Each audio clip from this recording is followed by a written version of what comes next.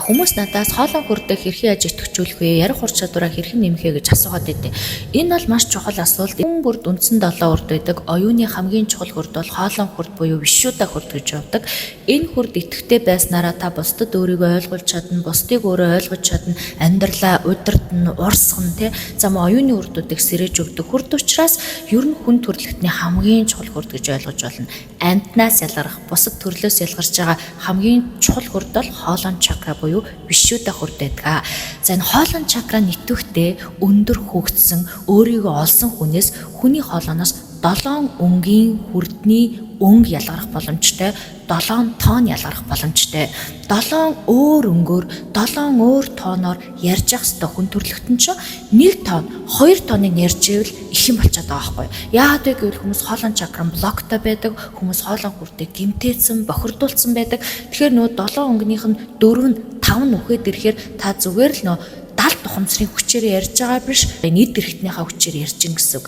Эд эрхтнийхээ хүчээр ярьж байгаа хүмүүсийн яриа сонсоход сонсголонгүй хүнийг ядраадаг, ихвчлэн зөрчлийг дуудаж өгдөг яриа болж хувирдаг бол энергиээр ярьж байгаа, дотоод дуу хоолойгоор ярьж байгаа, өөрийн хүрдүүдийнхээ итгэвчлэр ярьж байгаа хүний яриа бол урсгал ус шиг, эмчилгээ шиг гүн мэдрэмж төрүүлж чаддаг.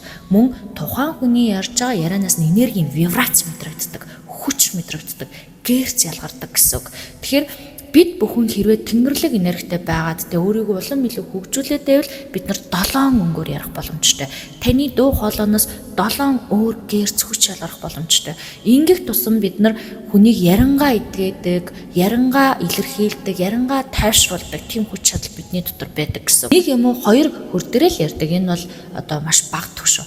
Багада 5-аас дээш өнгөөр ярьж ээж, багада 5-аас дээш өнгөө сэрэж ээж хүний дуу хоолой вишшута хүрд өрөө сэрдэг. За энэ вишшута хүрд нь сэрээд эхлэхээр юу болдог вэ гэхээр хүн маш тайван ил тод итгэлтэй ярьж сурдаг. Сурах биш, цаанаасаа ялгардаг. За мөн оюуны гүн ухаан дээд оюунтайгаа холбогдож чаддаг. За мөн инэрл уучлалын зөөлөн өнгө аясаар зөөлөн харилцааг өөрөөсөө ялгаруулж чаддаг. За мөн энергийн тэнцвэр буюу зүрхээ хоолой хүчтэйгээ холбож чаддаг. Зүгээр хүндийн ярьж байхдаа хайр, инэрл ухаарл цацруулж яадаг гэсэн үг. За мөн гүн мэдрэмж, дотоод мэрэгэн ухаан гэдэг зүйл тэр хүний дуу хоолойноос ялгарч идэг. За мөн бурхны энерги ариун илэрхийлэлөөрөө тэр хүний дуу хоолойноос ялгарх боломжтой байдгаас гадна тухайн хоолой чакрагаа сэрэж өөрийгөө олж чадсан хүн бусдыг яриагаараа эмчлэж, эдгэж, ангааж, урам зориг өгөх боломжтой байдаг. Өөр яриа гэдэг зүйлээр л хүнийг эмчилж, ангааж, боловсруулах боломжтой байдаг ийм гайхалтай бодгоолууд гэсэн үг. Тийм учраас та хоолой хүрд ярих бясалгал гэдэг зүйлийг мэдрэх, сурах, хүний бохирдолтой байна уугүй юу гэдгээ эхлээр шалгана. Байгаа бол тэр бохирдлоо гаргаж сурна. Түүний дараа өөрөө зүгээр энгийн байдлаар ярьж сурна. Ярьж сурсныхаа дараа өөрийнхөө гоё өнгө тооныг нэмнэ. Өөрийгөө олох тусам танаас тэр гоё итгэлтэй энерги нь ялгардаг. Ил тод байдал нь ялгардаг, итгэлтэй байгаа байдал нь ялгардаг гэсэн үг. Тэгэхээр хоолой хүрд вишшута хүрд гэдэг бол агуу хүрд.